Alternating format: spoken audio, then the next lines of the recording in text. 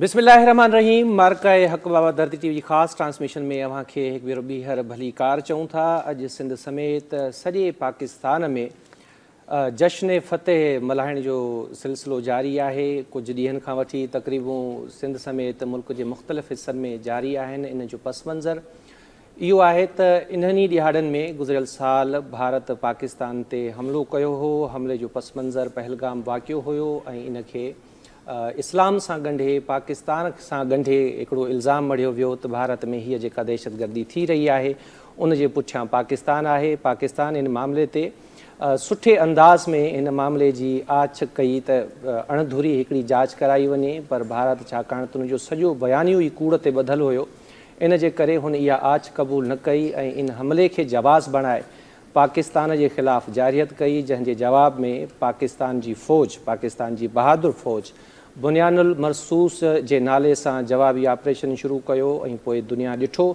त पाकिस्तान कहिड़े तरीक़े सां पाण खां पंजूण ते वॾे मुल्क भारत खे शिकस्त ॾिनी। इहा शिकस्त रुॻो जंग जे मैदान में न पर सिफ़ारती सतह ते बि हुई ऐं पोइ भारत ऐलाज़ शुरू कया, मिंथू शुरू कयूं जंगबंदीअ जे लाइ ऐं पोइ अमेरिका जी मुदाख़लत ते हीअ जंगबंदी थी। हिन जंग में अमेरिका जो भारत जो गुरूर जेके राफेल जहाज़ हुआ उहे किराया विया। इन्हनि जो अंग 6 ॿुधायो पियो वञे ऐं सिफ़ारती सतह ते जिते भारतीय वज़ीर आज़म नरेंद्र मोदी सदाईं इन ख़्वाहिश जो इज़हार कंदो रहियो आहे त हू पाकिस्तान खे सिफ़ारती सतह ते अकेलो करे छॾींदो। दुनिया ॾिठो त अॼु पाकिस्तान सिफ़ारती सतह ते किथे बीठो आहे ऐं आलमी सतह ते पाकिस्तान जी केॾी पज़ीराई थी रही आहे ऐं भारत जेको हमेशह इन ख़्वाहिश में रहियो त हू पाकिस्तान खे सिफ़ारती सतह ते अकेलो कंदो, अॼु पाण किथे बीठो आहे। इन जशन जे हवाले सां अॼु असीं हिते गॾु थिया आहियूं। मूंसां मुंहिंजी को होस्ट अज़रा सोलंगी गॾु आहे। अज़रा, अवां चवणु चाहींदो अॼोकी हिन शानदार फतह ते, साल पुराणी आहे पर असांखे त अॼोकी लॻे थी, छो गुज़िरियल साल बि राति जो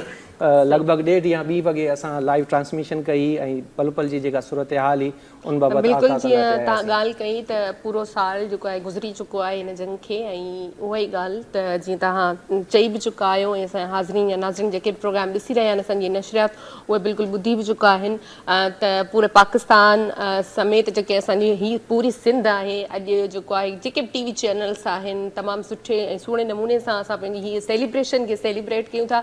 असांजे लाइ ख़ुशीअ जो ॾींहुं बि आहे ऐं ज़ाहिरी ॻाल्हि आहे जिथे तव्हां फतह कंदा हो उहो ॾींहुं असांजे लाइ यादगार बणिजी वेंदो आहे त साल पूरो थियण खां पोइ जेको आहे असां जंग जो जेको हिकिड़ो असां सेलिब्रेशन कया उहो हिकिड़ो पैगाम बि आहे पंहिंजी जाइ ते त असां इहो ॿुधाइणु चाहियूं था दुनिया खे त पाकिस्तान या पाकिस्तान जी जेका फ़ौज आहे उहा त उहे सभिनी खे ख़बर आहे, पूरी दुनिया ख़बर आहे त जेका पाक फ़ौज आहे ऐं उन ॾींहुं केर बि मेरी अखि खणी ॾिसण जी ज़रूरत नाहे कंदो ऐं जेकॾहिं ॾिसंदो आहे त उनखे 1000 दफ़ा सोचणो पवंदो आहे ऐं जेकॾहिं केरु ॾिसी वठे थो त पोइ उनजो अंजाम जेको आहे जीअं पाड़ेसरी मुल्क जो थियो ईअं पोइ ॿियनि जो बि थींदो।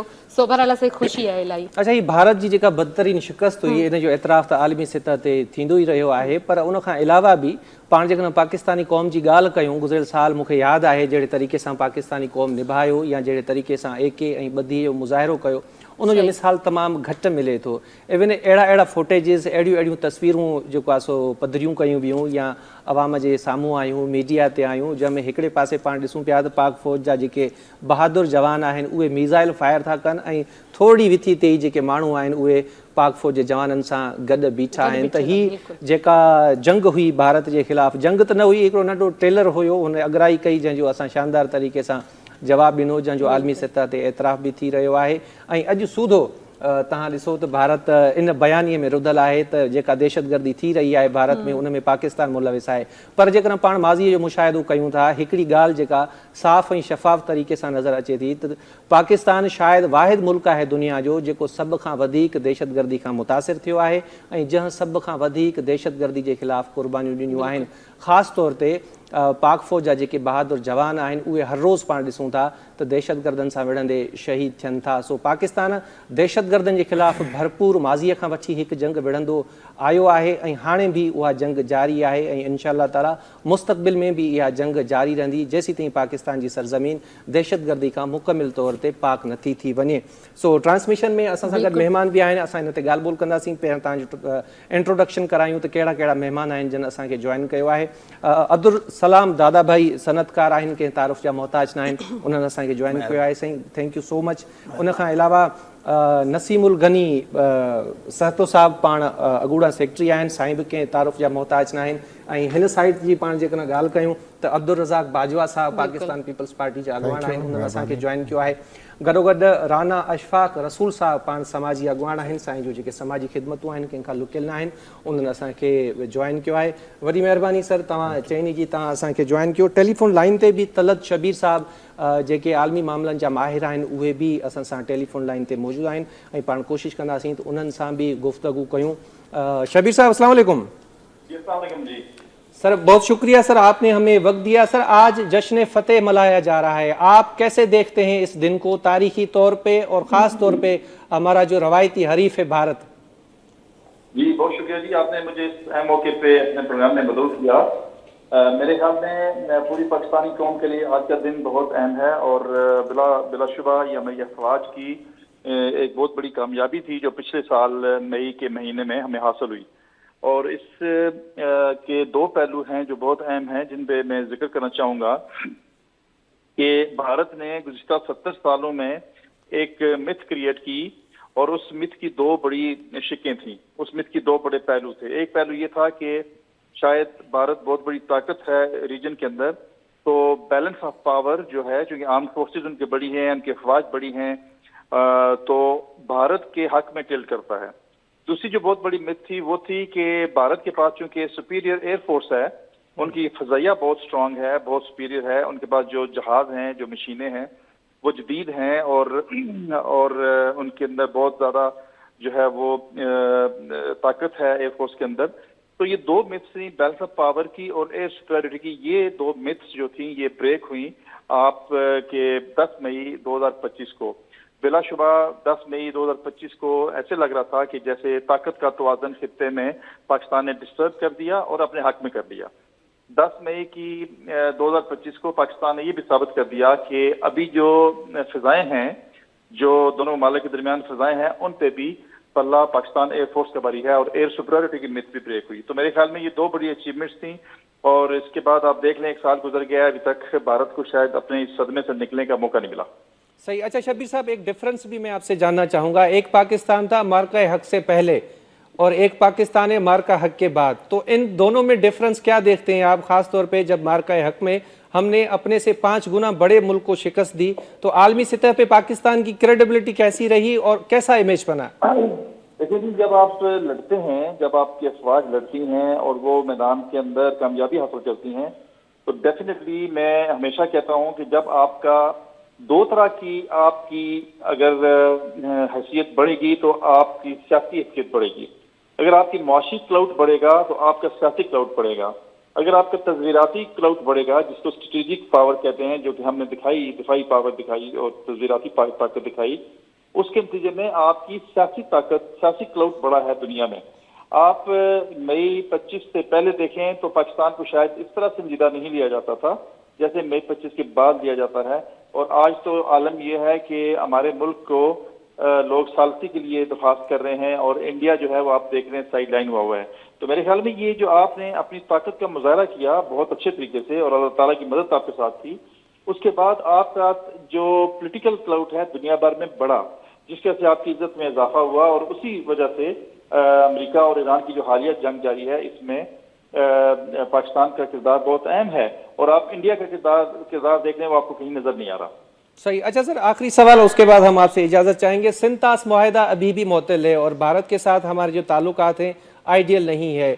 हमने भारत से जंग भी जीत ली लेकिन सूरत हाल अब भी कशीदा है और बार बार हमें धमकी दी जाती है कि हम पाकिस्तान का पानी बंद कर देंगे। तो पाकिस्तान और भारत के दरमियान क्या अभी भी इम्कानात हैं कि ऐसी जो सूरत हाल है दोबारा जन्म ले सके? देखिए, पानी के ऊपर पाकिस्तान का मौक़िफ़ बहुत वाज़ेह है, और वो ये है कि पाकिस्तान अगर ये पानी बंद होगा, अगर आबी जारहियत करेगा इंडिया, तो ये पाकिस्तान के खिलाफ जारहियत तस्वर किया जाएगा, इसको जंग तस्वर किया जाएगा, और हम इसको ऐसे ही रिस्पॉन्ड करेंगे जैसे हम किसी भी जंगी मुहिम को रिस्पॉन्ड करते हैं। दूसरा देखिए, इंडिया एक बड़ा मुल्क है और हमारा हमसाया मुल्क है, दोनों ममालिक को इस खिते में रहना है। आप अपने हमसाए चेंज नहीं कर सकते, हमसाए जो हैं वो उन्होंने आपके साथ रहना होता है, तो इंडिया और पाकिस्तान को मिलकर इस खिते में रहना है। लेकिन मेरे ख्याल में मोदी गवर्नमेंट को, और जो इंडिया में हिंदुत्वा एक शैडो फैल गया हुआ है, उसके नतीजे में शायद इंडिया की जो लीडरशिप है वो स्टेट्समैनशिप दिखाने में नाकाम रही पिछले चंद सालों में। उनको सोचना चाहिए कि वो एक बड़ा मुल्क है, उनको बड़े तरीके से, जनरस तरीके से, मैग्नानिमिटी दिखाते हुए पॉलिटिक्स करनी चाहिए। और अगर आप ये पॉलिटिक्स नहीं करेंगे, देखिए अभी ये जो स्टेलमेट है, मुझे लगता है कि उनको कहीं ना कहीं एक विजडम कहीं प्रिवेल करेगी और वो दोबारा मुज़ाकरात की मेज़ पे आए। ये मसले मुज़ाकरात की मेज़ पे हल होने वाले हैं, लेकिन आप धौंस से, आप झगड़े से, आप इस तरह धमकियों से ये मामला हल नहीं करवा सकते। पाकिस्तान ने साबित कर दिया कि वो हम ताकत हैं, और हम आपकी जो इस तरह के स्टेप्स होंगे, इस तरह के इक़दाम को ताकत के जरिए उसका जवाब देंगे। लेकिन मेरे ख्याल में दोनों मालिक के दरमियान इस बात का इम्कान होना चाहिए और कोशिश करनी चाहिए कि हम इन दोनों मालिक मुज़ाकरात की मेज़ पर बैठें और अपने जितने बड़े बड़े मसाइल हैं उनको हल करें। इसके सिवा चारा नहीं है, इसके सिवा कोई और हमारे पास ऑप्शन नहीं है कि हम मेज़ पे बैठ के इन मसाइल का हल ढूंढें। ठीक है, बहुत शुक्रिया तलश में वक्त दिया। दादा भाई, अवां कीअं पिया ॾिसो, असां पंहिंजी सांभर में ही पहिरीं जंग ही जेका ॾिठी, ऐं असां ॾिठो त पाकिस्तान केॾे शानाइते ऐं शानदार तरीक़े सां उनखे रिस्पॉन्ड कयो, उन में असांखे कामयाबी बि हासिल थी। अॼोको ॾींहुं अवां जी नज़र में केतिरो तारीख़ी तौर ते अहमियत रखे? साईं, बिस्मिल्लाहिर्रहमानिर्रहीम, नाहमदहु व नुसल्ली अला रसूलिल करीम। एतिरो तारीख़ी आहे जो हे असांजी नस्लूं यादि कंदियूं, पर थोरो जेसिताईं असां हिन जे बैकग्राउंड खे स्टडी न कंदासीं, हाणे इहो भारत जो मुसलसल मौक़िफ़ ई रहियो आहे जो पाकिस्तान उते दहशत गर्दी खे सपोर्ट कंदो आहे, ऐं इंटरनेशनल टेररिज़म जा जेके रूट्स आहिनि उहो पाकिस्तान में आहिनि। हक़ीक़तन पाकिस्तान वाहिद मुल्क आहे जंहिं 1 लख माण्हुनि जी क़ुर्बानी बि ॾिनी आहे ऐं $200 बिलियन जो नुक़सानु वॉर ऑन टेरर में खयो आहे। त हिकिड़ो त इहो फॉल्स नैरेटिव इहो डिस्पेल थी चुको आहे। पाकिस्तान न टेररिस्ट स्टेट आहे, न स्टेट स्पॉन्सर्ड टेररिज्म पाकिस्तान खां ओरिजिनेट कंदी आहे। हा, अलबत्ता हाणे दुनिया इन पर्सपेक्टिव के ज़रूर थी ॾिसे कि बलोचिस्तान ऐं KPK में ऐं अफ़गानिस्तान में जेके प्रॉक्सीज़ आहिनि उहे सभु इंडियन आहिनि, पहिरियों ॻाल्हि। ॿी ॻाल्हि जेके आहे, भारत जी जेके पाकिस्तान के डिप्लोमेटिकली आइसोलेट करण जी कोशिश हुई उहो बि नलीफाई थी चुकी आहे। तव्हांखे ख़बर आहे, ईरान USA स्टैंड ऑफ में ईरान USA यूरोप ऐं दुनिया जा तमामु ममालिक जेकॾहिं कंहिंखे सालिस मञण जे लाइ तयारु आहिनि त उहो पाकिस्तान आहे। बदफ़ो इस्लामाबाद में तव्हां ॾिठियूं दुनिया जी सभु ताक़तूं रेज़ोल्यूशन अञा ताईं। पोइ वरी तव्हां जेको दुनिया जो यूनिपोलर सुपर पावर आहे उन जो सदर हफ़्ते में 6 दफ़ा त इहो लिखंदो आहे, my favourite field marshal, my favourite prime minister. ठीकु आहे न साईं। चौथी ॻाल्हि इहा, conventionally Pakistan was considered no match for it. 7 दफ़ा उन्हनि जी नेवी, एयरफोर्स, आर्मी असां खां वॾी आहे, पर जंग त थी न आहे। असां त सिर्फ़ु मूवीअ जो ट्रेलर ॾेखारियो आहे न, ऐं राफेल राफेल राफेल हे हो, मतिलबु असां इहे कंदासीं, घुसके मारेंगे, फलाणो थींदो। छा थियो? अधु कलाक में 7 जहाज़ उन्हनि जा किराए, ऐं उहो त नथा मञनि पर दुनिया त मञे थी न। अमेरिका मञे थो। मैन्युफैक्चरर जेको आहे राफेल जो, उहो फ्रेंच प्लेन्स आहिनि, उन्हनि पाण एडमिट कयो आहे हर जहाज़ जो हिकिड़ो स्पेसिफिक नंबर हूंदो आहे, मेक हूंदी आहे, ब्रांड हूंदो आहे, उहो माना तव्हां फेक ऐं फोर्जरी सां उन खे मटाए कोन था सघो। ऐं सॼी दुनिया एडमिट कई आहे, इवन दी अमेरिकन प्रेसिडेंट हैड एडमिटेड इट। त इहो साईं पोइ वरी फ़ौज जो किरदारु जेके मईशत में आहे, SIFC जो क़याम आहे, ज़रात में आहे, हाणे डिप्लोमेसी में आहे, पाकिस्तान बैंकरप्ट न थिए उन में आहे, मईशत ठीकु थिए, इंडस्ट्रियलिस्ट ऐं बिज़नेसमैन जो कॉन्फिडेंस रिस्टोर थिए, इहे सभु बि त फ़ौज ई थी करे न साईं। तव्हां ॾिसो त सही न, फील्ड मार्शल साहिबु अॼु हिते आहे, सुभाणे हुते आहे, टियों ॾींहुं हुते आहे, माना इहो बि फ़ौज थी करे। पोइ दहशत गर्दी, सफ़ारतकारी, इहो बि फ़ौज थी करे। रोज़ाना जी बुनियाद ते तव्हांजो फ़ौजी जवान अफ़सरान शहीद था थियनि, ठीकु आहे न। ऐं उन जो प्राइमरी फैक्टर भारत आहे। जेके बि बलोचिस्तान में ऐं KPK में ऐं असांजे बॉर्डरिंग एरियाज़ में टेररिज़म आहे, उन जो ज़िम्मेदार प्राइम ज़िम्मेदार भारत आहे। ॿी एजेंसीज़ बि आहिनि, ॿिया ममालिक बि आहिनि जेके प्रॉक्सीज़ जे थ्रू पाकिस्तान खे डीस्टेबलाइज़ करणु था चाहिनि, पर प्राइम फैक्टर भारत आहे। त साईं इहो मार्का हक़ ऐं बुनियानुल महसूस असांजे लाइ, सॼी क़ौम जे लाइ फ़ख़ुर जी ॻाल्हि आहे। असांजी अचण वारी नस्ल इन खे सेलिब्रेट कंदी, कॉन्फिडेंस ऐं मोराल बूस्टिंग थियो आहे सॼी क़ौम जो। ऐं इहो जेको हिकिड़ो हाइप हो जो India at any point in time अची असांखे तहस नहस करे ॾींदो, इहो मिथ ख़तमु थी चुको आहे। सही, अल्हम्दुलिल्लाह। नसीम साहब, अव्हां कीअं पिया ॾिसो गुज़िरियल साल हिननि ई ॾियारनि में हिकिड़ो नओं पाकिस्तान डिफेंस जी सूरत में पाण जेकॾहिं ॻाल्हि कयूं त हिकिड़ो नओं पाकिस्तान दुनिया जे आॾो उभरी आयो, तारीख़ी तौर ते अव्हां हिनखे कीअं था ॾिसो? सेकेंडली, भारत जो जेको इहो बयानियो आहे त पाकिस्तान स्पॉन्सर करे थो दहशतगर्दी खे, हालांकि गुज़िरियल ॾींहं ई कैनेडा जी इंटेलिजेंस हिकिड़ी रिपोर्ट पधरी कई आहे जंहिंमें इन ॻाल्हि जी निशानदेही कई हुई आहे त कैनेडा में बि भारत मुदाख़लत करे पियो ऐं हुन पंहिंजी प्रॉक्सी खोले रखी आहे। असल में पाकिस्तान जी शुरू खां वठी जेका डिफेंस स्ट्रेटजी रही आहे, उहा हमेशह डिफेंसिव रही आहे। असां कॾहिं बि एग्रेशन न कयो आहे, कॾहिं बि असां हमिलो न कयो हूंदो इंडिया ते, हमेशह असां पाण खे डिफेंड कयो आहे। ऐं उनजी जेका बेसिक जेका उनजी जेका थीम आहे उहा आहे डेटरेंस। उन्हनि खे असां डिॼारियूं त असां वटि एतिरी ताक़त आहे, जेकॾहिं तव्हां असांखे नुक़सानु पहुचाईंदा त असां तव्हांखे उन खां वधीक नुक़सानु पहुचाईंदासीं। इन ई सिलसिले में पाकिस्तान जॾहिं इंडिया धमाको कयो न्यूक्लियर, त असां रिएक्शन में असां बि धमाको कयो, ठीकु आहे। हुननि जेकॾहिं थोरा कया त असां हुन खां वधाए धमाका कया ऐं असां ॿुधायो त असां बि ओतिरा ई न्यूक्लियर पावर आहियूं। त वॾे में वॾो डेटरेंस असां वटि न्यूक्लियर पावर जेको पाकिस्तान वटि आहे उहो आहे।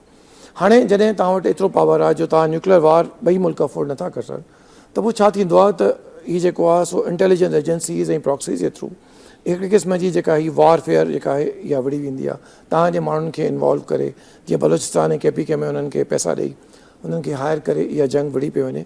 पर उन में मेन मक़सदु त जेको आहे सो इंडिया जो प्लस उन बैक ते इज़राइल बि हो, त जीअं उहा हुई त stop China policy. In background में गवादर हो।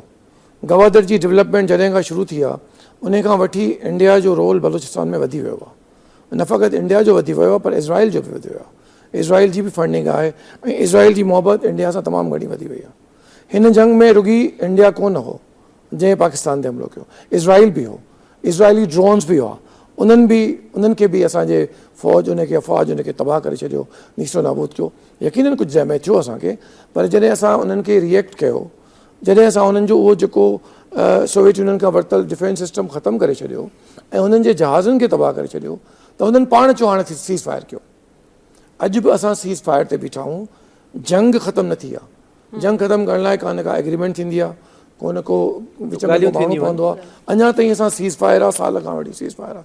माना पाकिस्तान हिकिड़ो चइजे त इन स्टेट ऑफ वार आहे, ठीकु आहे। हाणे जॾहिं पाकिस्तान स्टेट ऑफ वार आहे त उन वटि इहो कमु त कोन्हे त वधे ॿियनि मुल्कनि में इंटरफेयर कंदो। असां त पंहिंजे सर्वाइवल जे लाइ वेठी रहिया आहियूं, पंहिंजे मुल्क खे बचाइण। ऐं डे वन खां वठी ईअं आहे, जॾहिं खां पाकिस्तान जो वजूद थियो आहे तॾहिं खां वठी इंडिया वेरी आहे पाकिस्तान जो। हुन हमेशह वेर रखियो आहे, उन करे हुन जेको आहे सो बंगाल खे सपोर्ट करे उनखे बांग्लादेश ठाहियो। उहो हुनजो वेर आहे, उहो वेर ख़तमु थियणो ई न आहे। छो त उन्हनि जे दिमाग़ में पहिरीं कुझु घटि हो, पर जॾहिं खां इहा जेका इन्हनि जी पार्टी जेका आई आहे, ऐं मोदी ख़ासि तौर ते आयो आहे BJP वारनि, एक्चुअली त उन्हनि जी जेका आहे इहा जॾहिं खां इंडिया ऐं हिंदुत्व नज़रियो पाकिस्तान आहे, तॾहिं खां वठी इहो हिननि जो रहियो आहे अखंड भारत। अखंड भारत अखंड भारत जो मतिलबु आहे त हीउ हिकिड़ो मुल्क आहे, ऐं इन खे जेको तव्हां टोड़ियो आहे इहो अंग्रेज़ी में चवंदा आहिनि that's the vivisection of mother, पुरानी हालत में ॿाहिरि माउ जा 2 टुकड़ा करणु। हाणे उन जे दिमाग़ में हिकिड़ी वेठी आहे ॻाल्हि त बाबा ईअं कोन्हे, तारीख़ जे हिसाब सां बि ईअं कॾहिं कोन रहियो आहे। सिंध या वादी सिंध अलॻि मुल्क रहियो आहे हमेशह, जेको मौजूदा पाकिस्तान आहे। सही मौजूदा पाकिस्तान जे इतफ़ाक़ सां पहिरीं सिंध वादी सिंध जे नाले सां रहियो आहे। इहो साॻियो ई मुल्क आहे जेको अलॻि थियो आहे। यकीनन असां गॾु जेको बंगाल हो उहो एडिशनल हो, उहो असांखे बिल्कुलु ई परे हो, पर जेको मौजूदा पाकिस्तान आहे उहो अॻु में हमेशह सिंध जे तौर ते रहियो आहे। उन में वादी सिंध माना सिंध, पंजाब, KPK ऐं बलोचिस्तान, महरगढ़ बलोचिस्तान में आहे, ठीकु आहे। इहो सॼो वादी सिंध आहे, उहो असांखे जोड़ी वेठी आहे हिकिड़ो कल्चर असांजो। जिथे जिथे दरिया सिंध वञे थो, जिथां बि गुज़रे थो, उहो हिकिड़ो मुल्क आहे। असां उन वादीअ जा, उन दरिया सिंध जो पाणी पीअण वारा जेके बि इलाइक़ा आहिनि उहो हिकिड़ो मुल्क असां आहियूं। असां गंगा जमुना जो पाणी कोन था पियूं, गंगा जमुना जो पाणी पीअण वारा ॿियो मुल्क आहिनि, ठीकु आहे। त हुननि जो वेर असां सां रहियो आहे। ऐं अखंड भारत जी हुननि जी फिलॉसफी सिर्फ़ु पॉलिटिकल आहे, पंहिंजे हिंदू एक्सट्रीमिस्ट खे मोटिवेट करणु ऐं पंहिंजे पासे रखण जे लाइ। छो त जेका मौजूदा हुकुमरान पार्टी आहे उहा बीठी तहसुब ते आहे, उहा बीठी तहसुब ते आहे। मुस्लमान दुश्मन उहा सेक्युलर पार्टी कोन्हे, उहा हिकिड़ी हुननि जी मज़हबी पार्टी आहे हिकिड़े क़िस्म जी, ठीकु आहे न। उहा तहसुब जेसि ताईं हलंदो हुनखे वोट मिलंदो, तहसुब विकिणनि था, तहसुब जो वोट वठनि था। इन करे हुननि जी स्ट्रेटजी इहा रहंदी, जेसि ताईं ही वोट आउट नथा थियनि ओसि ताईं इहे ईअं ई रहंदा। सही। सो बहरहाल जीअं नसीमुल गनी साहब ॻाल्हि कई त असां इन्हनि खां पुछंदासीं, अब्दुल रज़ाक बाजवा साहब असां सां गॾु आहिनि, उन्हनि खां पुछंदासीं त जीअं इन्हनि ॻाल्हि कई त भारत हमेशह जेको आहे पाकिस्तान जो वेरी रहियो आहे, पर हाणे असां त उहो जीअं हिकु ॻाल्हि कई, बार बार इहा ॻाल्हि हले थी त फिल्म ताईं त असां पहुतासीं कोन, असां सिर्फ़ु ट्रेलर जेको आहे उहो ॾेखारियो आहे, ऐं उन में ई असांजो नालो या पाकिस्तान जो नालो टीज़र, हा अञा टीज़र चई सघूं था, त उन में ई असां किथे बीठा आहियूं ऐं हो किथे बीठा आहिनि। तव्हां छा चवंदो अॼोके ॾींहं जे हवाले सां? साईं अॼु जे ॾींहुं मूं जेको आहे पंहिंजे जेकी फोर्सिस आहिनि, असांजी जेकी आर्मी चीफ आहे हाफ़िज़ साहब, ॿिए जेकी एयरफोर्स आहे, नेवी आहे, हिननि जे जेका सरबराह आहिनि उन्हनि सभिनि खे मुंहिंजी तरफ़ां जेको वॾी मुबारकी आहे उन्हनि लाइ। हुननि वॾो कारनामो कयोसीं। पर इहे ॾिसो हिन सॼी ॻाल्हि जो जेको सहरो आहे उहो शहीद ज़ुल्फ़िकार अली भुट्टो जे नाले ते वेंदो आहे। ॾिसो 1971 में जेकी वार थी आहे भारत सां, हुन टाइम ते असां हारी वियासीं, वॾा असांजो नुक़सानु थियो, लख माण्हू असांजा फाथी वियासीं। पोइ हुनजे बाद जेको आहे पोइ बि असां इख़लाक़ी तौर ते शहीद ज़ुल्फ़िकार अली भुट्टो सियासी बसीरत कई पंहिंजी, उहो पंहिंजा क़ैदी बि खणी आया, पंहिंजी ज़मीन बि हुननि सां वापसि वठी असां। पर शहीद ज़ुल्फ़िकार भुट्टो हुन टाइम ते हिकिड़ो फ़ैसिलो कयोसीं, पोइ ईअं ॻाल्हि अॻिते कोन वेंदी, ईअं अॻिते असां हले कोन सघूं था। पोइ जीअं हुन टाइम ते शहीद ज़ुल्फ़िकार अली भुट्टो वज़ीर ख़ारजा हुयोसि, पोइ अलाह साईं जी महिल जेको हुननि खे वज़ीर आज़म कयोसीं, हुननि पहिरियों कमु इहे कयोसीं की असां जेको हुननि खे एटमी ताक़त पाकिस्तान खे ठाहिण लाइ जदोजहद कई। हुन ई एटमी ताक़त जो जेको समर आहे अॼु असां मज़बूत आहियूं। ॾिसो हुनजी 18 लख फ़ौज, असांजी 5-6 लख फ़ौज, असांजी 25 करोड़ आवाम आहे, हुननि वटि 1.5 अरब आहे, हुननि वटि घणा वसाइल आहिनि, घणा वॾो मुल्क आहे। हुनजे बावजूदि अल्हम्दुलिल्लाह असां वटि जेकी शहीद ज़ुल्फ़िकार अली भुट्टो जेके हिन मुल्क सां जेकी भलाई करे वियो, पंहिंजी त जान ॾेई वियो, पाण खे त हुन वॾो नुक़सानु ॾिनो मूं सम्झूं था, पर हिन मुल्क लाइ बचाइण लाइ इहे जेको अॼु असां भारत खे, इसराइल खे, अमेरिका खे, फलाने खे, धिमकड़े खे जेका असां अखियुनि में अखि विझूं था, उहो वजो आहे असां पाण एटमी ताक़त आहियूं। इहा वॾी ताक़त आहे पाकिस्तान। अल्हम्दुलिल्लाह असांखे जीअं पंहिंजी फ़ौज ते फ़ख़्रु आहे, जीअं पाकिस्तान ते फ़ख़्रु आहे, असां शहीद ज़ुल्फ़िकार अली भुट्टो खे बि फ़ख़्रु कयूं था। उहो न त ठाहे इहे त पोइ अॼु कहिड़ी हालत हूंदी। असां ईअं इलाही कमज़ोर हुया, पर इहे क्रेडिट बि हुननि खे वेंदुसि। पर जेको इहो मार्को हक़ जेको कयो आहे आर्मी चीफ साहब जी क़यादत में, इहो वॾो कारनामो आहे। अल्हम्दुलिल्लाह हुननि जा 7 जहाज़ किराया आहिनि और असांजो हिकिड़ो जहाज़ उहो नुक़सानु कोन करे सघिया।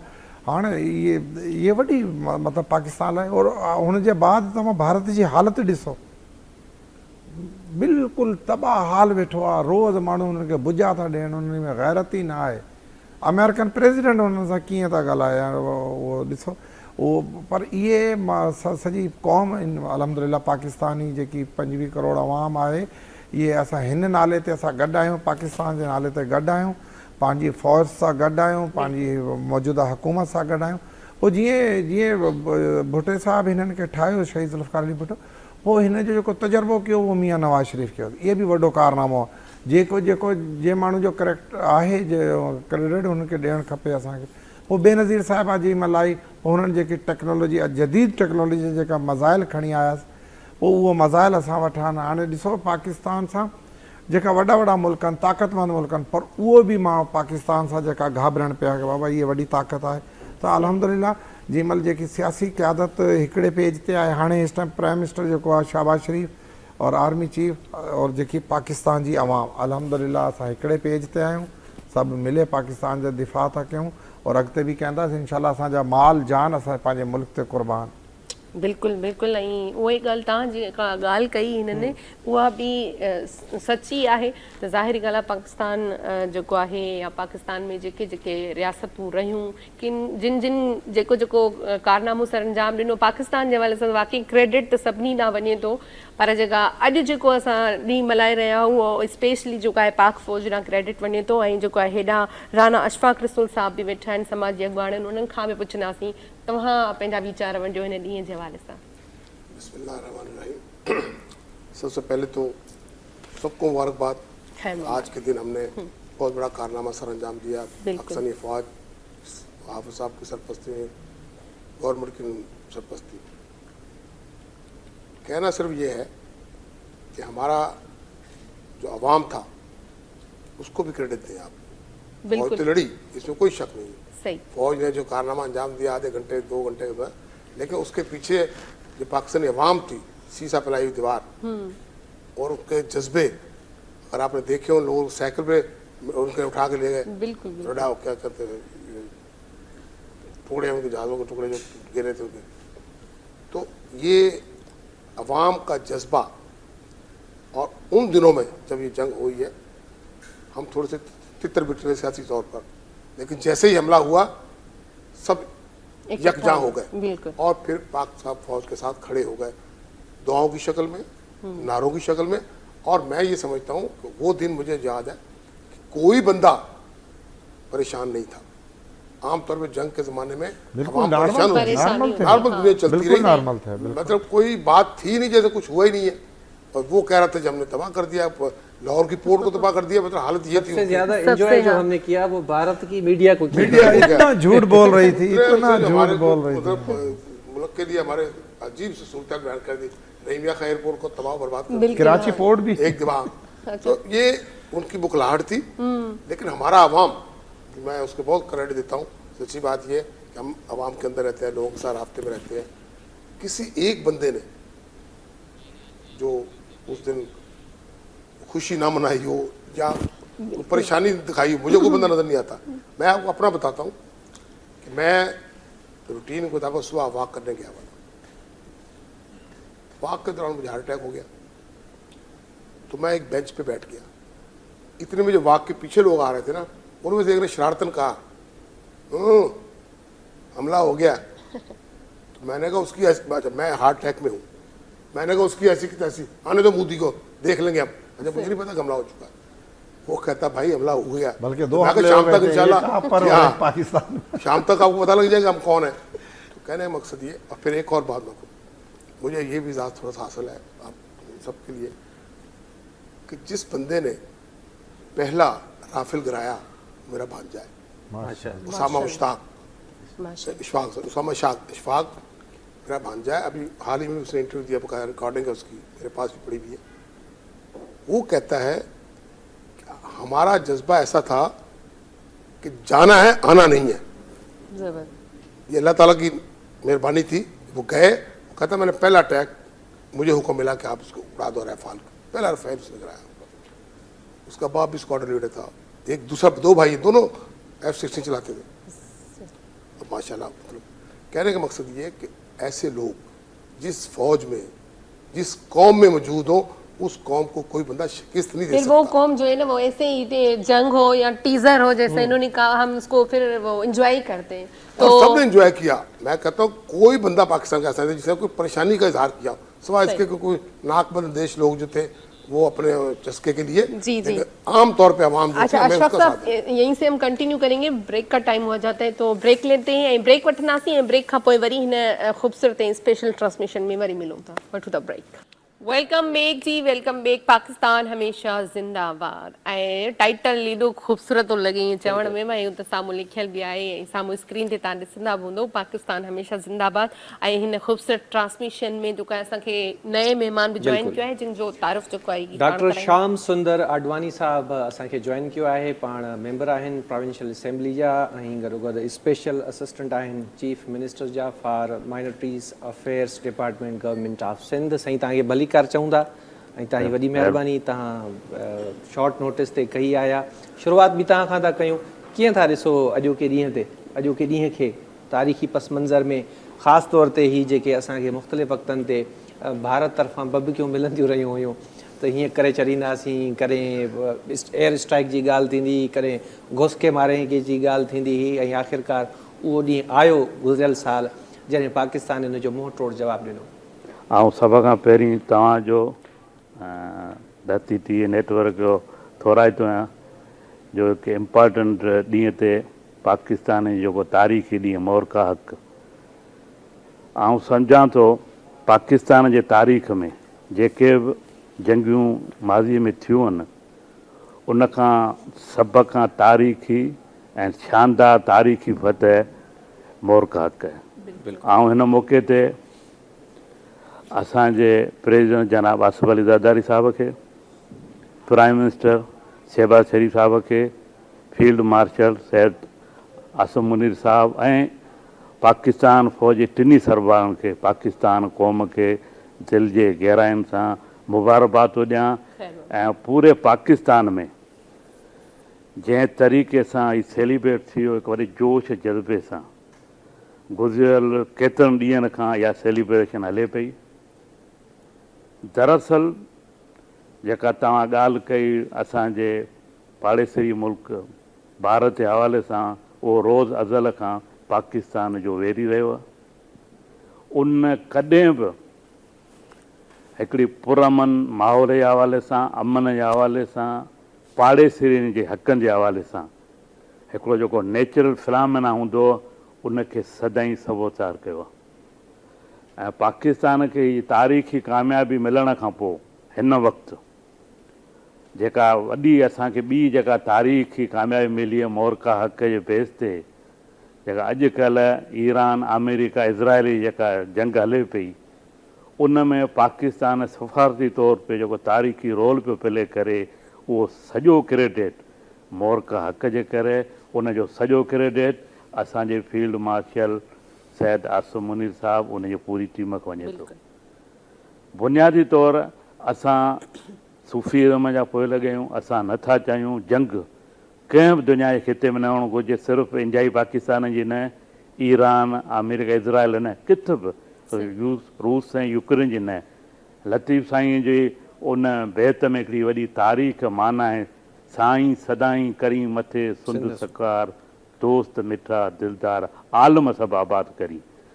त उनजो जेको तारीख़ी मफ़हूम आहे, उन जेको पस मंज़र आहे, उन में इहो आहे त सॼी दुनिया में ख़ुशहाली हुजे, अमन हुजे, किथे बि कहिड़े बि मज़हब जो हुजे, कहिड़े रंग नसल जो हुजे, अमीर हुजे ग़रीब हुजे, हिकु इंसानु जिते बि हुजे उहो महफ़ूज़ हुजे, उनखे रोज़गार हुजे, सिहत हुजे, तइलीम हुजे।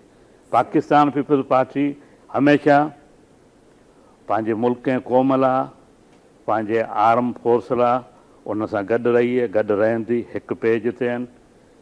सिंध हुकूमत, Pakistan peoples party, president Asif Ali Zardari साहब, चेयरमैन बिलावल भुट्टो ज़रदारी साहब।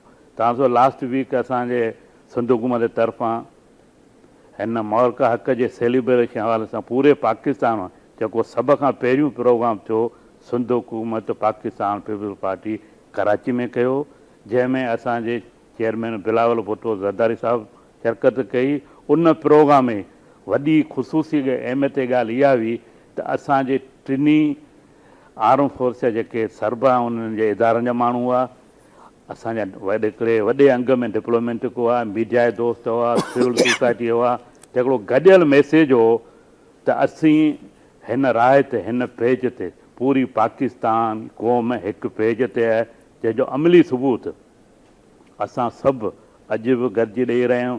ऐं अॼु जेके हिन टॉक शो में वेठा आहिनि असांजा जेके ॿिया मोहतरम दोस्त आहिनि, ऐं उन्हनि खे वेलकम कयां थो, उहे बि पंहिंजा व्यूज़ शेयर करे चुका हूंदा। ऐं सम्झां थो असां इन ॻाल्हि ते मुतफ़िक़ कयूं त हिन जहिड़ी ॿधी एको हमेशह क़ाइमु रहे। असांजे चेयरमैन बिलावल भुट्टो ज़रदारी साहिबु जेको हाणे बि हिकु ॿ ॾींहं अॻु में इंटरव्यू आयो आहे इंटरनेशनल हवाले सां ऐं वार जे हवाले सां, उन में इंडिया जो ज़िक्र निकितो आहे त असां चऊं था टेबल ते ॻाल्हियूं थियणु खपनि, अमन लाइ ॻाल्हियूं थियणु खपनि। दुश्मनी, जंग, वेड़ कंहिंजे मुफ़ाद में न आहे। ऐं ॿी ॻाल्हि सिंधीअ में हिकिड़ो पाण रांदि हूंदी आहे मलाखड़ो, उन में जेको चवंदा जेके संदरो ॿधणु अचे त मल विड़े, जेके संदरो ई न ॿधणु अचे त हुनखे मल विहण जी ज़रूरत कान्हे, जंग करण जी ज़रूरत कान्हे। हेॾी सॼी इंटरनेशनल लेवल जेका असां जेको ग्लोबल विलेज था चऊं, उन में कंहिं माण्हूअ खे का हथु चुराव न करणु खपे। हर माण्हूअ खे पंहिंजे धरतीअ लाइ, पंहिंजे क़ौम लाइ, वतन लाइ, उन जेके बाउंड्रीज़ आहिनि उन्हनि में कमु करणु घुरिजे। ऐं स्पेशली जेके पाड़ेसरी मुल्क आहिनि उन्हनि खे हिकु ॿिए लाइ ख़ुशूसी तौरु एतिराम हुजे, उन्हनि जे हक़नि जो ख़्यालु रखणु घुरिजे, उन्हनि सां मोहबत, अमन ऐं भाईचारा हुजे। दुनिया में ॿ ॻाल्हियूं, हिकिड़ो पाड़ेसरी, ॿिया जेके सरहद जेके बि उहे कॾहिं बि न मिटबा, हिकिड़ी तारीख़ दुनिया जी। त असां सदाईं इहो चवंदा रहिया आहियूं ऐं सॼी दुनिया में इहो मैसेज ॾियणु चाहियूं था त पाकिस्तान हिकिड़ो पुरअमन मुल्क आहे। असांजे आर्म फोर्स जेके बि असांजी रीजन आहे उन्हनि वधि मां जेका दहशतगर्दी ख़िलाफ़ु जेको जान जो नज़रानो ॾिनो, जेका क़ुर्बानी ॾिनी, उन में सफ़े अवल पाकिस्तान। तव्हां माज़ीअ जी केतिरनि सालनि खां तारीख़ खोलियो, उन में असांजे जवान ऑफिसरनि, असांजे सिपाहियुनि, असांजी आलाकार जेका आर्मी जी, उन खोड़ सारियूं क़ुर्बानियूं ॾिनियूं आहिनि, ॾींदा रहनि पिया अचनि। त उन्हनि एॾनि क़ुर्बानीनि जे बावजूदि असांजे सरहदनि जे आस पास जेके दहशतगर्द थिए थी, उन में जेके बि ओवरसीज़ कंट्रीज़ उन्हनि में शामिल आहिनि, असीं उन्हनि जी मज़मत था कयूं ऐं असीं इहो वरजाइण था चाहियूं।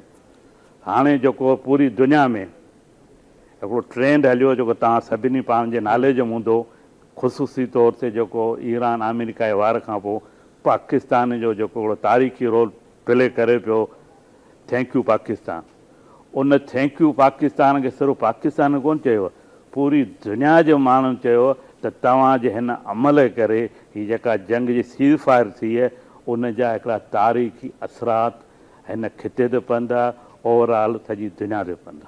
सही। अच्छा नसीम साहब, हाणे पाण ॾिसूं था मार्क हक़ खां पोइ पावर ऑफ बैलेंस मुकमिल तौर ते तब्दील थी चुको आहे। सॼी दुनिया पाकिस्तान खे हींअर अहमियत जी निगाह सां ॾिसे थी। सिफ़ारती सतह ते पाकिस्तान खे तमामु वॾियूं कामयाबियूं हासिलु थियूं आहिनि, ख़ासि तौर ते ईरान ऐं अमेरिका वारे मामले खां पोइ। मार्क हक़ में जीअं तव्हां चयो सीज़ फायर थियो आहे, जंग ख़तमु न थी आहे ऐं इन में ॻाल्हियूं थियणियूं हुयूं, पर पाण ॾिठोसीं त भारत उन खां बि राह फ़रार अख़्तियार कई। तव्हां छा था सम्झो त एॾी वॾी कामयाबी खां पोइ हाणे पाकिस्तान जी कश्मीर वारे मामले ते पोज़ीशन केतिरी बहितरी थी आहे? हाणे जेको आहे सो कश्मीर जो मामिलो इन जंग खां पोइ काफ़ी हाईलाइट थियो आहे ऐं जंग जो जेको माहौल हो उन यकीनन सिचुएशन खे बिल्कुलु चेंज करे छॾियो। पहिरीं ईअं पियो लॻे त पाकिस्तान डिफेंसिव आहे, कमज़ोर रहे ऐं इंडिया खे जेको आहे सो स्टॉप चाइना जे करे अमेरिका बि सपोर्ट करे रहियो। जो बाइडन जे ज़माने में तमामु घणी हुते इंडिया जी जेका आहे इंडिया में इन्वेस्टमेंट थी रही, इंडिया सां ट्रेड थी रहियो ऐं जो बाइडन जे ज़माने में इंडिया हुननि जो फेवरेट मुल्क हो। इज़राइल जे थ्रू ऑलरेडी हुते उहो ऑपरेट कनि पिया थी, जीअं चाइना खे स्टॉप चाइना पॉलिसी तहत रोके सघिजे। हाणे हिन खां पोइ ॾिसो त तव्हां ट्रम्प जे ज़माने में थैंक यू पाकिस्तान जीअं साईं ॿुधायो, थैंक यू पाकिस्तान में हिकिड़ो वॾो टिल्ट अची वियो, छो त हमेशह जेको आहे त दुनिया ताक़त खे सलाम करे थी ऐं जॾहिं मार्क हक़ में पाकिस्तान पंहिंजी ताक़त जो मुज़ाहिरो कयो ऐं ॾेखारियो त असां इंडिया खां कंहिं सूरत में कमज़ोर न आहियूं, बल्कि उनखां वधीक मज़बूत आहियूं। असां उन्हनि जा जहाज़ किराए सघूं था, असां उन्हनि खे डैमेज करे सघूं था ऐं उहे असांखे कुझु नथा करे सघनि। त दुनिया पाकिस्तान खे सलाम कयो। अॼु जेको पाकिस्तान जो रोल आहे उन ताक़त जे इज़हार खां पोइ आहे। उन खां पहिरीं त असां डिफेंसिव हुआसीं। उन खां पहिरीं शायदि कंहिं इहो बि चयो त जेकॾहिं जंग थी वई त असांखे त टैंकुनि में डीज़ल विझण लाइ पैसा कोन्हनि के। इहा सिचुएशन बि हुई। उन सिचुएशन जो बिल्कुलु हाणे उबतड़ इहो आहे त तव्हां ॾिसो था असां बहितरीनु टेक्नोलॉजी जा जहाज़ अञा वठूं पिया ऐं असांजो पंहिंजो JF-17 थंडर उहा दुनिया तव्हां खां वठे पई।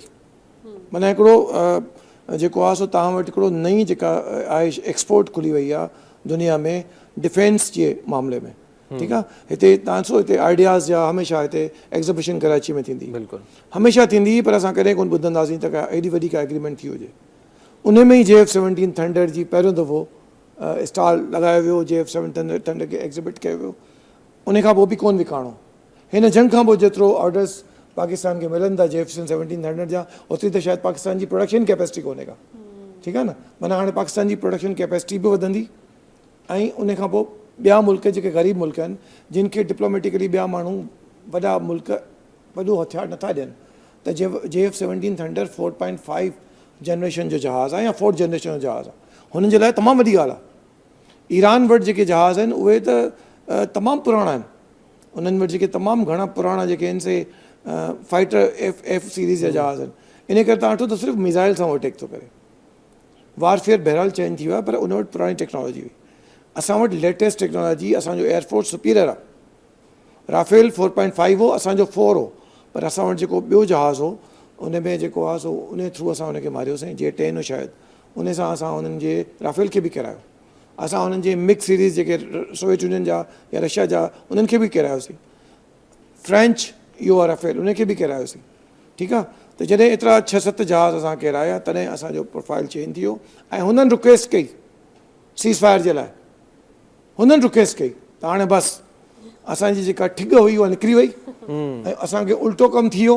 हाणे जेको असां सोचूं पिया त असां पाकिस्तान खे नीस्तो नाबूद कंदासीं, उबतो कमु थी वियो। हाणे असां था नीस्तो नाबूद थियूं। ऐं हो पंहिंजा तव्हांखे जंग जे दौरान त मां ॾाढो स्ट्रांगली कयो पियो, मूंखे ॾाढो ख़ुशी बि थिए पई। हू पंहिंजा जेके जहाज़ आहे पाकिस्तान जी जेका मिज़ाइल जी रेंज खां इलाही परे खणी विया। जेके वेझा जहाज़ उन्हनि जे एयरफोर्स जे जेके बेसिस ख़ाली करे जहाज़नि खे परे खणी विया, त जीअं असां उन्हनि जे जेके बीठल जहाज़ खे रेंज में न अचनि उहे। माना एतिरो डिॼी विया। ऐं इंटरनेशनली तव्हां ॾिसो था त इतफ़ाक़ सां वरी ईरान ऐं अमेरिका जी जंग शुरू थी वई, त उन में पाकिस्तान जो छो त ईरान बॉर्डरिंग मुल्क आहे, त ॿिन्ही मुल्कनि असांखे मुअज़्ज़िज़ ऐं मोतबर सम्झो आहे। फ़ैसिलो केरु कंदो आहे?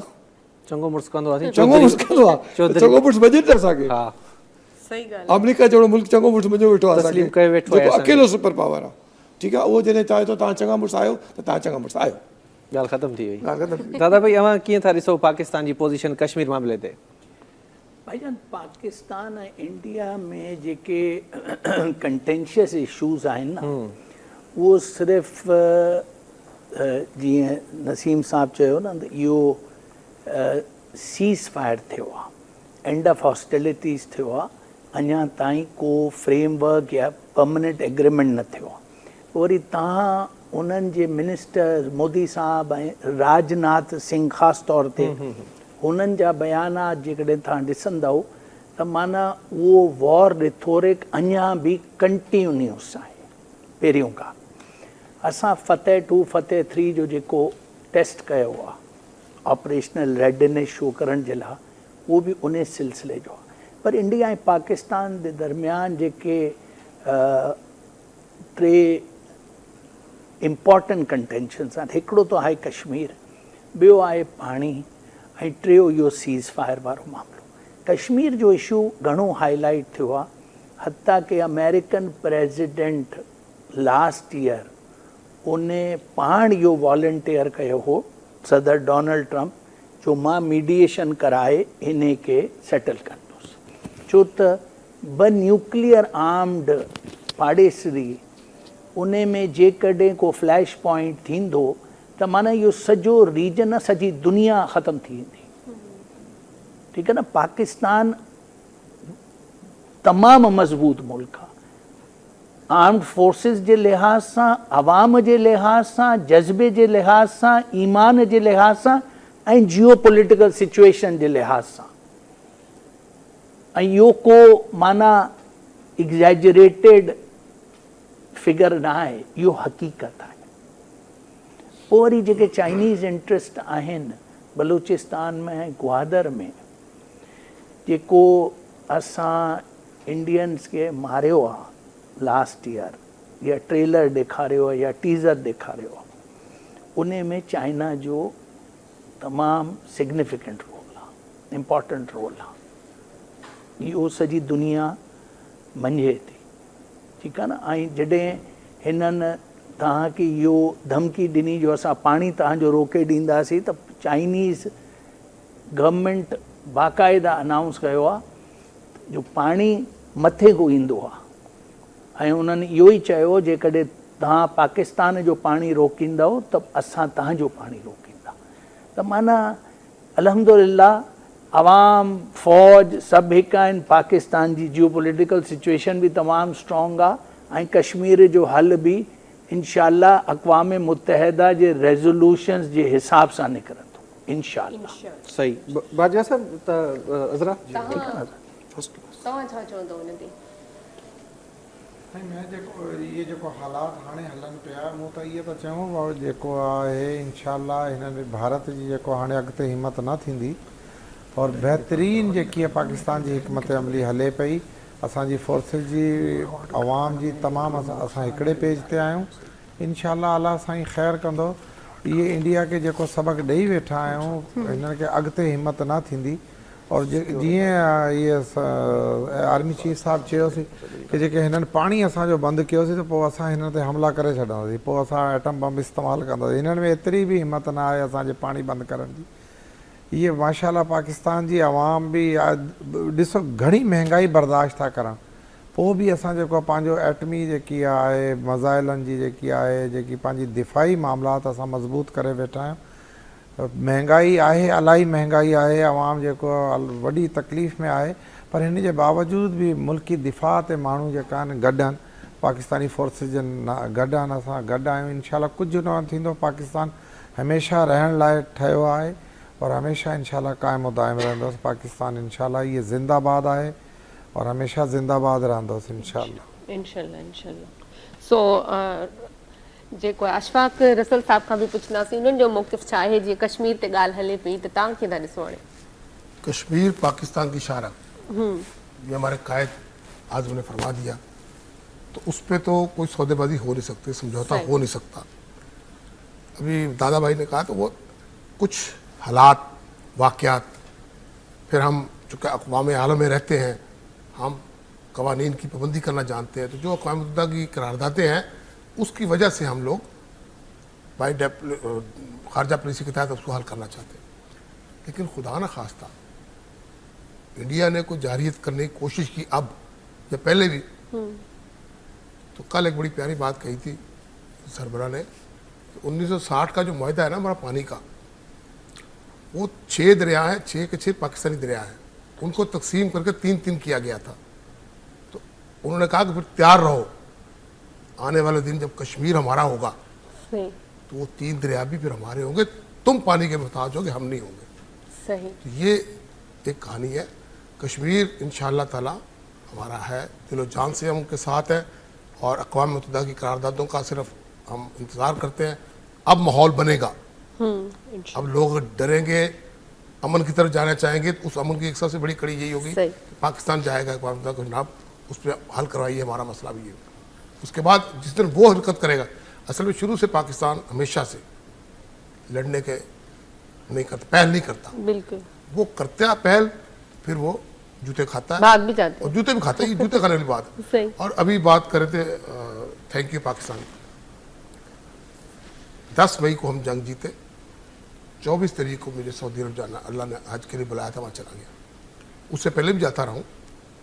जो बात मैंने महसूस की, जैसे मदीना शरीफ उतरे, बस में बैठने लगे, लाइन में लगे, तो सऊदी जो करिंदे थे वो हमें देख के पाकिस्तान जिंदाबाद, आप यकीन जानिए मैं सकता हो गया। ये वो लोग हैं जो हमें तो घास भी डालते हैं, सच्ची बात है। मेरे यही कपड़े पहने होते मैंने, पाकिस्तान जिंदाबाद। दिमाग ने काम किया कि ये वो 10 मई की जीत है जिसकी वजह से आज हमें पाकिस्तान जिंदाबाद करना। बिल्कुल। बस में गए, बस के ड्राइवर कभी लिफ्ट नहीं खाते, आपको पता है उनका रवैया जो होता है वो। पाकिस्तान जिंदाबाद। तो हम तो सच्ची बात आज करके आए VIP। लोगों ने हमें गले भी लगाया। मैंने कभी सऊदी औरतों को नहीं देखा था, उन्होंने हमारे पाँव को पानी के छिड़काव भी किए। जबरदस्त। तो इतना उन्होंने गले मिले। कभी ईद वाले दिन जब हम अरफात से वापस आ रहे थे मुजल्फा से, तो वो हमें फौजी गले मिल रहे थे, पाकिस्तान जिंदाबाद, पाकिस्तान जिंदाबाद। मैं कहता ये फ़र्क है सही। जब आप मजबूत होते हैं, अभी इन्होंने भी फरमाया था कि जब आप ताकतवर होते हैं तो फिर दुनिया आपकी मोहताज होती है। और जितनी भी सलामी, जितने भी इस वक्त इज़्ज़त एहतराम मिल रहा है हमारी हुकूमत को, हमारे फ़ौजी जवानों को, फ़ौजी सरबराह को, वो 10 मई का मरहून मिन्नत है। अगर हमने, अब सच्ची बात है, लोगों की तो हसरत रह गई यार, ये 3 घंटे आधा घंटे की जंग में हम सारा कुछ कर गए। अगर 4-5 दिन होती, कम तो पता तो लग जाता कि होगा क्या है। वो तो भाग गया मैदान छोड़ के खुद ही। वो कहता ज़रूर है। और फिर हम मुसलमान हैं अल्हम्दुलिल्लाह, हम अल्लाह से डरने वाले हैं, बंदों से डरने वाले नहीं हैं। जबरदस्त। इंशाअल्लाह ताला कश्मीर हमारा है, हम लेके रहेंगे। कश्मीरी भाइयों को भी यकीन है और हमें भी अपना ईमान है हमारा। जब भी मौका मिला, जब भी हालात साजगार हुए, हम कश्मीर लेके रहेंगे और पाकिस्तानी अवाम अपने कश्मीरी भाइयों के साथ खुश व खुर्म ज़िंदगी बसर करिए। उनका भी नारा है कश्मीर बनेगा पाकिस्तान। तो इंशाअल्लाह ताला हमें तो कोई दौड़ नहीं है, बाकी अल्लाह को जो मंजूर है उसकी ताकत वही जानता है। लेकिन हम सब मिल के इस अवाम के तफ़ैल में पाक फ़ौज का शुक्रिया अदा करता हूँ। और ये पूरी अवाम, जंग खाली फ़ौजें नहीं लड़ती, अवाम के जज्बे भी होते हैं। बिल्कुल। कुर्बानियाँ बेसिकली अवाम नहीं देनी होती हैं। अगर हमारी फ़ौज को ये यकीन हो कि अवाम मेरे पीछे है, तो वो तो बड़े से बड़ा कारनामा सर अंजाम देगा। ये तो कुछ भी नहीं है। ये 6-6 की बात हो रही है, कल तो ऑफिशियली अनाउंस हो गया 8 त्यारे हैं, 8 गिराए हमने। ये तो अमेरिका प्रेसिडेंट कह चुका वो तो है। माशाल्लाह 6 11 तक जाता है, राफेल थे, उसकी खैर 6 है। राफेल थे, बाकी 2 शायद 2 और मिग थे, तो मतलब 4 राफेल, 2 मिग थे और कोई और थे। ये कल सरकारी तौर पर उन्होंने ऐलान किया बकायदा, एयरफोर्स का जो प्रेस कॉन्फ्रेंस कर रहा था, 8 त्यारे हैं। तो मेरा ख्याल है ये कोई नई तारीख नहीं है। सन 65 की जंग में MM आलम ने 1 मिनट में 5 गिरा दिए थे यार। मैं जे उस बंदे से भी मिला, यूनुस हसन शहीद, यूनुस शहीद का सन 65 की जंग, उसके दादा हमारी दुकान पे आया करते थे, जंग लग चुकी थी, वो उनसे बातें होती थी। तो यूनुस शहीद के त्यारे को आग लग गई। वो चाहता था वापस आ जाता, लेकिन वो ऊपर गया पठानकोट गड्ढे से और सीधा ज़मीन पे पूरा अड्डा तबाह किया उसने। ये जज्बा इनके अंदर है। बिल्कुल। ये कहाँ से लाएंगे ऐसी फौज, ऐसे लोग, ऐसी जवान? ये सिर्फ पाकिस्तान के पास। ये सिर्फ पाकिस्तान एयरफोर्स बेहतरीन फ़ज़ाइया है हमारी दुनिया की। मेरे बड़े भाई पायलट रहे हैं, एयरफोर्स में रहे, हमें बताते हैं सारा। हमें तो पता है कि ये क्या कितना, क्या कुछ हासिल किया हमने, क्या कुछ हमारे पास मौजूद है। और सबसे बड़ी बात वो जज्बा, जिस जज्बे से हमारे फौजी जवान गए थे, अपने साइन करके गए थे डेथ पे कि हमें जाना है, सिर्फ वापस अल्लाह लेके आएगा। बिल्कुल। वो अपने तैयार लेके गए थे, तो हम जाएंगे तो मार के आएंगे उन सबको। अल्लाह ने जिंदगी दी, वो वापस आए और अल्लाह ने फिर उनको इज्जत दी और हमें सुरखरू किया। और पाकिस्तानी अवाम आराम से सुकून से सोती है, कोई टेंशन ही नहीं है अल्हम्दुलिल्लाह। इंडिया से तो हम नहीं डरते, बाकी अल्लाह मालिक है, वो देखते हैं। अच्छा, बाकी जैसे आपने कहा कि हमारा जो फोर्स है, अगर वो जान लेके है, पाकिस्तानी अवाम भी उनके साथ है, तो मेरे ख्याल से उनको भी पता है कि पाकिस्तानी अवाम जो है वो फोर्स के साथ ही होती है। और जैसे आपने बहादुरी की बात की, तो मैं यहाँ पे ये कहना चाहूँगी ज़रूर कि पाकिस्तानी फ़ौज जो है वो, हम जब से पैदा हुए तो हम ये सुनते आ रहे हैं कि भाई हम पूरी दुनिया की फ़ौज से हमारी फ़ौज जो है वो बहादुर भी है और हमेशा आगे रहती है। तो जाहिर सी बात है, जो फोर्स है वो भी पाकिस्तानी है और जो अवाम है उसी में तो फिर फोर्स में जाते हैं ना बंदे, अभी हाल ही उसी में से तो में जाते हैं। ऑस्ट्रेलिया ये में जो जज्बा मुकाबला तो- हुआ कैडेट्स का, हाँ। पाकिस्तान नंबर 1 आया उसमें। बिल्कुल। तो हमारी फौज का तो मुकाबला ना दुनिया में है, परेड में हमारा मुकाबला नहीं करते, बाकी चीज़ें बहुत दूर। बाक़ी होता। सो श्याम सुंदर साहब वेठो आहे ऐं उन्हनि खां बि जेको आहे पुछंदासीं छा चवंदो तव्हां, कश्मीर जो मसइलो डिस्कस थियो ऐं ओवरऑल कश्मीर जे हवाले सां जेको इहो ई त कश्मीर अक़वाम मुताबिक़ जेके रेज़ोल्यूशन आहिनि उन मुताबिक़ उहो इशू हल थियणु खपे। ऐं कंहिंसां बि कंहिं बि खिते में कंहिंसां नाइंसाफ़ी न थियणु घुरिजे। बिल्कुलु। पाकिस्तान हमेशह कश्मीर माण्हुनि जी जेका हक़ीक़ी उन जा जेके जाइज़ मुताला उन्हनि जी हिमायत कई आहे। ऐं सम्झां थो तारीख़ी तौर ते इन जो हाणे फ़ैसिलो थियणु खपे। उहो टाइम हाणे वेझो अचे पियो।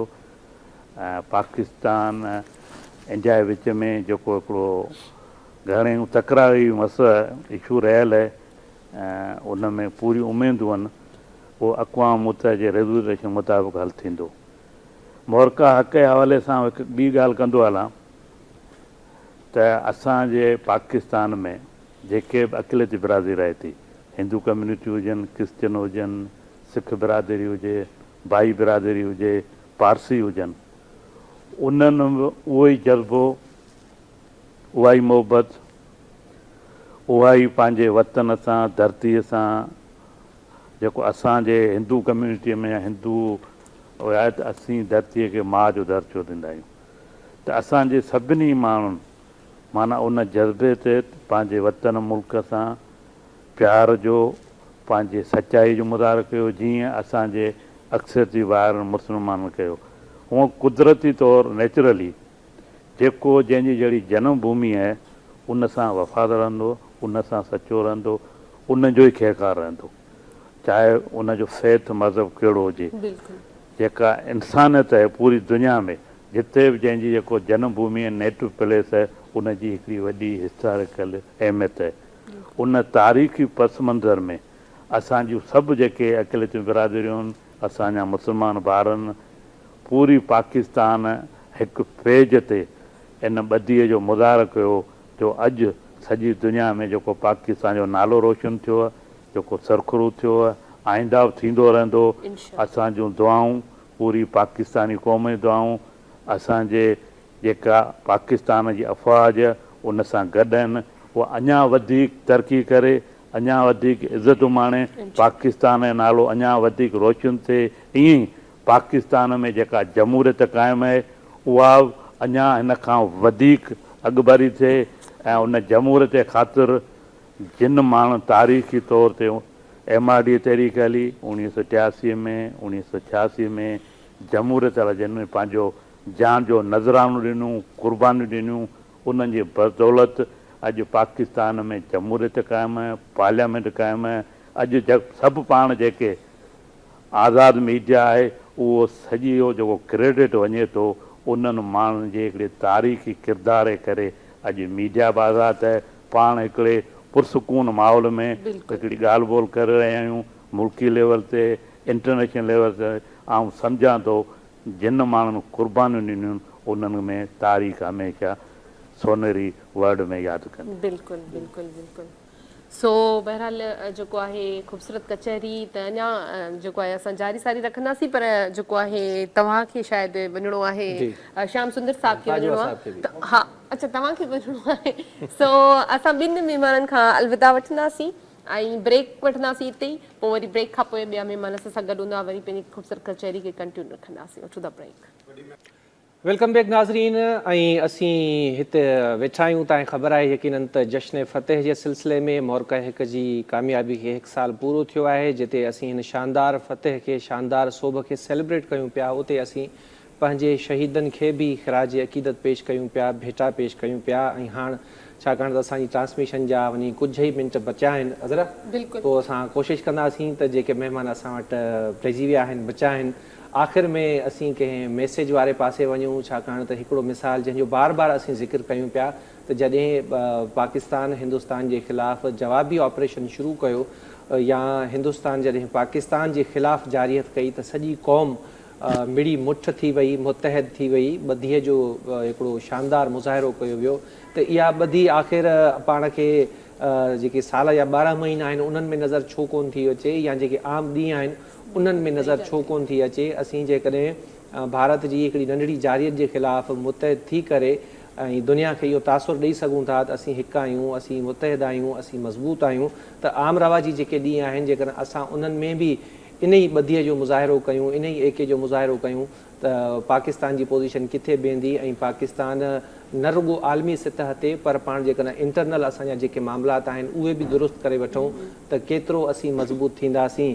त नसीम साहब, छा करणु खपे अहिड़ो असांखे, ऐं इन पासे असांजो ध्यानु छो न आहे? आख़िर न ध्यानु आहे, उन जे सिलसिले में SIF हिकिड़ो कमु करे रही आहे, ॿाहिरी इन्वेस्टमेंट्स खे इनकरेज करण जी कोशिशि कई पई वञे। पर हाणे मूं जीअं सवेर गुज़ारिश कई त असांजो जेको हिकिड़ो ॿियो एक्सपोर्ट जो एवेन्यू खुलियो आहे, जेको पहिरीं कोन हो, उहो आहे असांजूं जेके डिफेंस जूं प्रोडक्ट्स आहिनि उहे ॿाहिरि वञनि पियूं।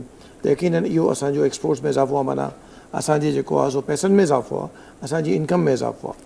अच्छा, इन सां वरी हिकिड़ो ॿियो जेको हिकिड़ी शइ मिस थी वई जेका असांखे करणी हुई, उहा हुई सऊदी अरब सां जेको असांजी एग्रीमेंट थी आहे।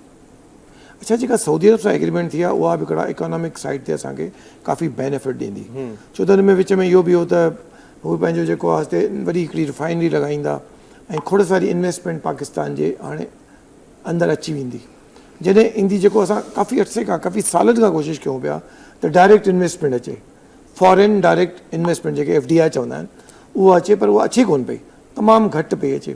हाणे जीअं जेकॾहिं मुल्कनि जे तरफ़ां तव्हां वटि अची वियो, जीअं सऊदी अरब अची वियो, जीअं तव्हां वटि क़तर अची वियो, जीअं को ॿियो मुल्क अची वियो ऐं हुननि फॉरेन डायरेक्ट इन्वेस्टमेंट कई त यकीन उनजो हिकिड़ो इम्पैक्ट पवंदो ऐं यकीनन गवादर जेको आहे इंशाअल्लाह हाणे सुकून थी वेंदो। गवादर हिकिड़ो ॾाढो इम्पॉर्टेंट पोर्ट जी शक्ल में हाणे अचे पियो ऐं उहो डीप सी आहे, त उते जो जेको बिज़नेस आहे उहो चाइना जे थ्रू, छो त चाइना उतां बिज़नेस करे थो, त इवन उहा असांखे ऐं ॿिया मुल्क बि कनि था, ॿिया बि उनखे यूज़ करे सघनि था पोर्ट खे न, त उहो बि असांखे इंशाअल्लाह इकोनॉमिक साइड ते वञे पियो ऐं असां मिनरल्स बि एक्सपोर्ट थियनि पिया, काफ़ी मिनरल्स एक्सपोर्ट थियनि था, उनमें बि इन्वेस्टमेंट अचे पई। कैनेडा सां हिकिड़ी MOU साइन कई आहे, त उहो असांखे हिकिड़ी जेको आहे सो इन साइड ते गवादर इन पंहिंजो गिलगित बाल्टिस्तान में हिकिड़ी असांखे ॾींदा पंहिंजो आहे सो laboratory, state of art laboratory जॾहिं ठही थी वञे त मिनरल तव्हांखे फौरन ख़बर पइजी थी वञे त हिन में केतिरो % आहे, केतिरी क्वालिटी आहे, त तव्हां अॻियां इनखे चइबो आहे एक्सप्लोरेशन, त उन खां पोइ अॻिते तव्हां हुनखे प्रोडक्शन में जल्दी अची वेंदा। त एवेन्यूज़ इंशाअल्लाह ओपन थियनि पिया, इन मार्का एक्ट खां पोइ एवेन्यूज़ ओपन थियनि पिया, माण्हू तव्हांखे अहमियत ॾियनि पिया, जॾहिं मुल्क जी ब्रांडिंग थींदी आहे असल में, ठीकु आहे, मुल्क जी ब्रांडिंग थींदी आहे। मुल्कनि खे सॉवरेन गारंटी छाजे लाइ हूंदी आहे, त भई जेकॾहिं कुझु थियो त मुल्क पैसा भरे ॾींदो, सॉवरेन गारंटी वञे, त मुल्क जी ब्रांडिंग थींदी आहे कंहिं चङी ॻाल्हि खां पोइ। मार्का एक्ट खां पोइ असांजे पाकिस्तान जी तमामु सुठी ब्रांडिंग, तमामु सुठी मशहूरी थी आहे, त उमेदु आहे त हुन सां हुनजो इकोनॉमिक बेनिफिट बि थींदो। ईरान ऐं US वारे मामले खां पोइ बि दादा भाई अवां छा चवंदा? हा, तव्हां छा चवंदा? भाईजान, जेके नसीम साईं ॻाल्हि कई आहे न, इहो US ईरान स्टैंड ऑफ खां पोइ दुनिया अलाइन थींदी, ॿिए हंधि रीअलाइन थींदी। मां इहो ॻाल्हि छो थो चवां, हाणे यूनिपोलर सुपर पावर न हूंदो, रीजनल पावर्स हूंदा, ऐं पाकिस्तान जी जीअं साईं चयो ब्रांडिंग बि थी रही आहे, शोकेसिंग बि थी रही आहे। ब्रांडिंग ऐं शोकेसिंग ॿई थींदियूं। पोइ वरी चाइनीज़ जेके इन्वेस्टमेंट आहे, उहो मां जेके अॻे गुज़ारिश कई, जियो पॉलिटिकल सिचुएशन अहिड़ी आहे जो ग्वादर पोर्ट सां चाइना खे ट्रिलियंस ऑफ डॉलर्स रुगो फ्रेट में था बचनि, त पोइ न सिर्फ़ु डिफेंस इक्विपमेंट जी एक्सपोर्ट, बल्कि जियो पॉलिटिकल सिचुएशन जी एडवांटेज, रशियन गैस ऐं ऑयल, ईरानियन गैस ऐं oil, transshipments, export processing zones in and around our ports. तव्हां वटि बिन कासिम आहे, पोर्ट कासिम आहे, तव्हां वटि कराची पोर्ट आहे, तव्हां वटि ग्वादर आहे, त इहो इंशाअल्लाह 4-5 सालनि जी ॻाल्हि आहे, पाकिस्तान इकनॉमिक पावर थी राइज़ कंदो। हिकिड़ी ॻाल्हि असांखे, जीअं तव्हां अॻे चयो, इंडिया जे मामले ते, जंग जे मामले ते असां मुतहद थी ईंदा आहियूं। इहो साॻियो एटीट्यूड थियणु घुरिजे through out the year in every national issue, ठीकु आहे न। पोइ वरी जेके अरबाब इख्तियार आहिनि उहो इन ते बि कमु कनि कि पाकिस्तान में पॉलिसी मेकिंग, इकनॉमिक सर्टनिटी तॾहिं ईंदी आहे भाईजान जेॾी महिल पॉलिसी मेकर्स ऐं पॉलिसी मेकिंग में सर्टनिटी हूंदी आहे, सही, लॉन्ग टर्म पॉलिसीज़ हूंदियूं आहिनि। चौथी ॻाल्हि, पाकिस्तान इन जे करे अहमियत जो हामिल आहे छो त तव्हां दुबई जो हशर ॾिठो, 60 ॾींहंनि में 300 अरब डॉलर ख़तमु। छो त जेके क़ौमूं, जेके मुल्क पंहिंजे पाण खे डिफेंड नथा करे सघनि ऐं सॼी दुनिया हाणे पाकिस्तान में इन्वेस्टमेंट थी करणु चाहे, छो त उन्हनि खे ख़बर आहे हिते कोई मुल्क इन्वेस्ट थिए या दरअंदाज़ी करे असांजी इन्वेस्टमेंट ज़ीरो न थींदी। भाईजान, पाकिस्तान जा इंशाअल्लाह अच्छा ॾींहुं अचण वारा है। इंशाल्लाह। आप क्या कहेंगे इस पे? मैं सिर्फ इनकी बातों को सहन करता हूँ कि ये मैशियत का मामला मेरा नहीं है, लेकिन बहरहाल एक बात जो मैं अपने अवाम से कहना चाहता हूँ, आखिरी बात जो उन्होंने दादा भाई ने कही कि जब आपकी फ़ौज या आपका दिफा मजबूत नहीं होता तो दुनिया आपको शिकार की नज़र देखती है, और दुबई का अशर हमने देख लिया। अब ज़रूरत इस बात की है हमारे उन लोगों के लिए जिन्होंने अपने लोगों पर, अपनी फ़ौज पर तनकीद की, उनसे मेरी गुजारिश ये है कि जब कभी वैसा मौका आए, अवाम मुत्तहद है, कुछ लोग वो अपना किबला दुरुस्त रखें, अफवाज के पीछे खड़े हों।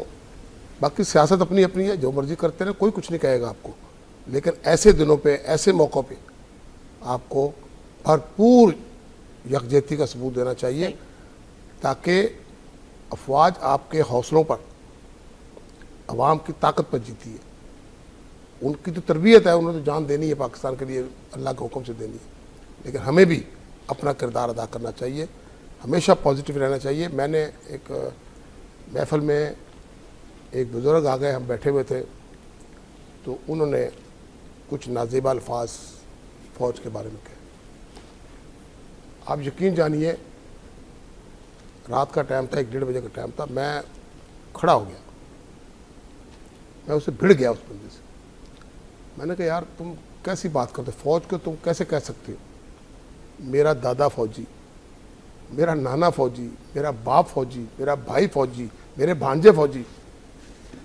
कम अज़ कम खुदा का खौफ करो, तुम चलो ज़रा बॉर्डर पे, जाओ जाके जान दे के आओ, फिर पता लगे आपको ये कितना मुश्किल काम है। आप इजाज़त हो तो मैं एक जुमला ऐड करना चाहता हूँ। जी जी sir, with your kind permission. एक अंग्रेजी का बहुत मशहूर माकूला है, there will always be an army in your country, if it is not yours it is of the enemies. देखिए साहब, बात दरअसल ये है कि एक उंगली कोई 1 अरब रुपए लेके नहीं कटवाएगा। तो अगर कोई सीने पे गोली खाता है, ये जो लोग बेवकूफ़ाना गुफ्तगू करते हैं कि जी फौज प्लॉटों के लिए और तनख्वाहों के लिए और पेंशन के लिए, 1 अरब रुपए के लिए कोई 1 उंगली नहीं कटाने को तैयार है। सही, ठीक है ना जी?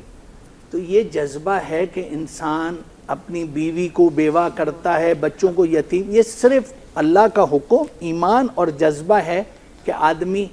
प्लस आप ये देखें, Pakistan army is the only army in the world जिसमें 0 सुसाइड रेट है, 0% सुसाइड।